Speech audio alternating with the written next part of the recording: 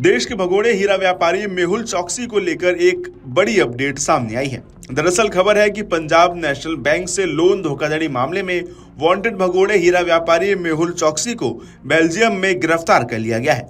तमाम media reports के अनुसार प्रवर्तन निदेशालय यानी ईडी के सूत्रों के हवाले से बताया गया है कि 65 साल के मेहुल चोकसी को शनिवार को गिरफ्तार किया गया है। वो अभी भी जेल में ही है। भारत के प्रत्यर्पण की अपील के बाद बेल्जियम में ये कार्रवाई की गई है।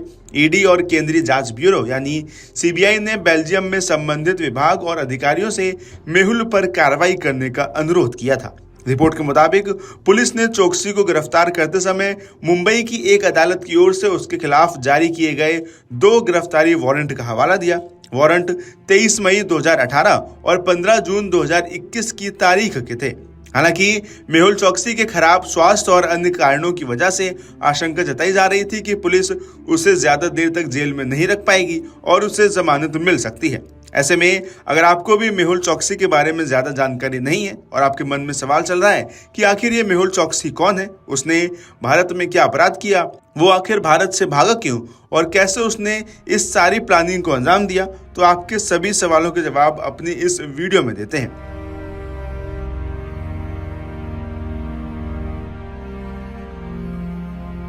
तो आपको बता दें कि मेहुल चोकसी एक भारतीय बिजनेसमैन था जो लंबे समय तक हीरो के व्यापार से जुड़ा रहा था। मेहुल चोकसी देश में और विदेशों में हीरो के व्यापार के लिए जाना जाता था। उसकी कंपनी का नाम गीतांजलि जेम्स लिमिटेड था और चोकसी उसका मालिक था।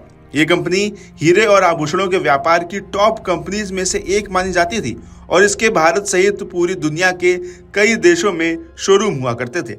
जानकारी के अनुसार चोकसी का कारोबार कई गहनों की डिजाइन, उनकी मैन्युफैक्चरिंग और उनकी सेल से जुड़ा हुआ था। एक समय था जब चोकसी का नाम भारत के मेन ज्वेलर्स में गिना जाता था। कहा जाता है कि मेहुल चोकसी ने अपने करियर की शुरुआत अपने पिता की छोटी सी ज्वेलरी दुकान से की थी, लेकिन समय के साथ उसने इसे एक मल्टीनेशनल कंपनी में बदल दिया। उसकी कंपनी गीतांजलि ग्रुप के अंतर्गत कई लोकप्रिय ब्रांड्स लॉन्च किए गए और इन ब्रांड्स के विज्ञापनों में कई दिग्गज बॉलीवुड सितारे भी नजर आते थे। भारत के अलावा उसका कारोबार अमेरिका सहित कई टॉप देशों में हुआ करता था। वहीं इसके बाद मेहुल चोकसी का नाम 2018 में उस समय चर्चा में आया जब पंजाब नेशनल बैंक यानी पीएनबी में हुए 14,000 करोड़ के घोटाले का खुलासा हुआ। जानकारी के अनुसार इस घोटाले में चोकसी के भांजे नीरव मोदी का नाम भी सामने आया।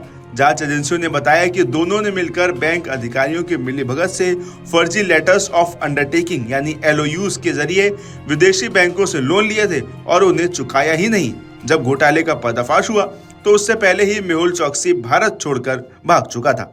बाद में पता चला कि चोकसी ने एंटीगुआ और बारबुडा देश की नागरिकता ले ली है और वो वहीं पर छिपा हुआ है। भारत सरकार ने उसे भगोड़ा आर्थिक अपराधी घोषित किया और उसके खिलाफ प्रवर्तन निदेशालय यानी ईडी और सीबीआई ने कई केस दर्ज किए। हालांकि बाद में 2021 में मेहुल चोकसी की गिरफ्तारी डोमिनिका देश से हुई। माना जाता है कि वो देश छोड़कर क्यूबा भागने की प्लानिंग में था, लेकिन रास्ते में उसे पकड़ लिया गया। भारत सरकार ने तुरंत डोमिनिका सरकार से संपर्क कर चोकसी को भारत वापस लाने की प्रक्रिया तो शुरू की, लेकिन कानूनी मामले फंस गए, जिसके कारण ये संभव नहीं हो सका। चोकसी ने अपनी गिरफ्तारी को किडनैपिंग तक करार दिया और दावा किया कि उसे जबरन डोमिनिका लाया गया था। इस मामले की इंटरनेशनल लेवल पर काफी चर्चा भी हुई।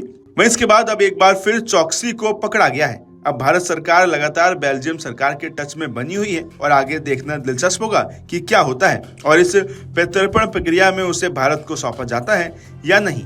अगर आप ये वीडियो YouTube पर देख रहे हैं तो हमारे चैनल को सब्सक्राइब करें और बेल आइकन को दबाना ना भूलें। अगर आप Facebook पर ये वीडियो देख रहे हैं तो हमारे पेज को लाइक करें।